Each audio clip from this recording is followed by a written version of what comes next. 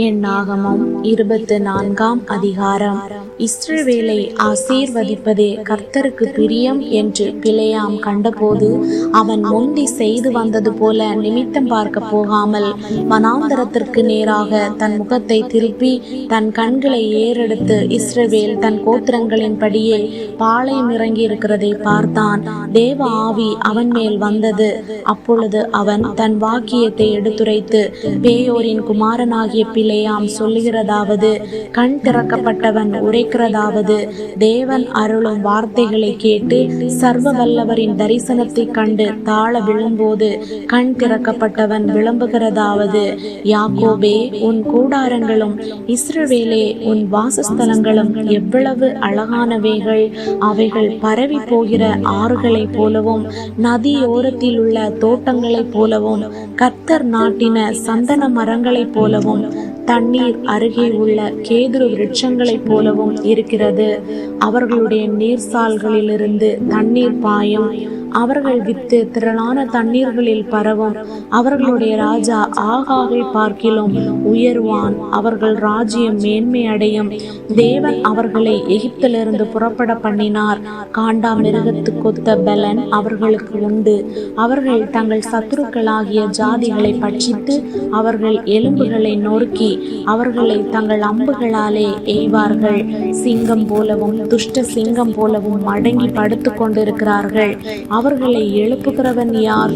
உங்களை ஆசீர்வதிக்கிறவன் ஆசீர்வதிக்கப்பட்டவன், உங்களை சபிக்கிறவன் சபிக்கப்பட்டவன் என்றான்.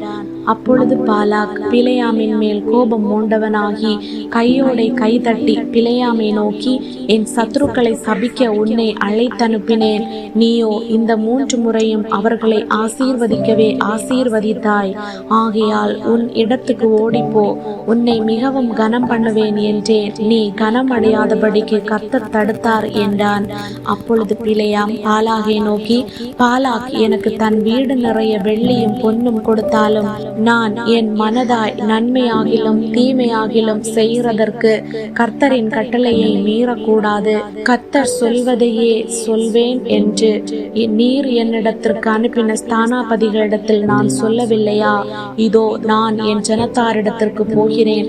பிற்காலத்திலே இந்த ஜனங்கள் உம்முடைய ஜனங்களுக்கு செய்வது இன்னதென்று உமக்கு தெரிவிப்பேன் வாரும் என்று சொல்லி அவன் தன் வாக்கியத்தை எடுத்துரைத்து, பேயோரின் குமாரன் பிலேயாம் சொல்லுகிறதாவது, கண் திறக்கப்பட்டவன் உரைக்கிறதாவது, தேவன் அருளும் வார்த்தைகளை கேட்டு உன்னதமானவர் அளித்த அறிவை அறிந்து சர்வ வல்லவரின் தரிசனத்தை கண்டு தாழ விழும்போது கண் திறக்கப்பட்டவன் விளம்புகிறதாவது, அவரை காண்பேன். இப்பொழுது அல்ல, அவரை தரிசிப்பேன். சமீபமாய் அல்ல, ஒரு நட்சத்திரம் யாக்கோபிலிருந்து உதிக்கும், ஒரு செங்கோல் இஸ்ரவேலிலிருந்து எழும்பும். அது மோவாபின் எல்லைகளை நொறுக்கி சேத்து புத்திரர் எல்லாரையும் நிர்மூலமாக்கும். ஏதோம் சுதந்திரமாகும். சேயீர் தன் சத்துருக்களுக்கு சுதந்திரமாகும். இஸ்ரவேல் பராக்கிரமம் செய்யும். யாக்கோபிலிருந்து தோன்றும் ஒருவர் ஆளுகை செய்வார். பட்டணங்களில் மீதியானவர்களை அழிப்பார் என்றான். மேலும் அவன் அமலேக்கை பார்த்து தன் வாக்கியத்தை எடுத்துரைத்து, அமலேக்கு முந்தி எழும்பினவன், ஆனாலும் அவன் முடிவிலே முற்றிலும் நாசமாவான் என்றான்.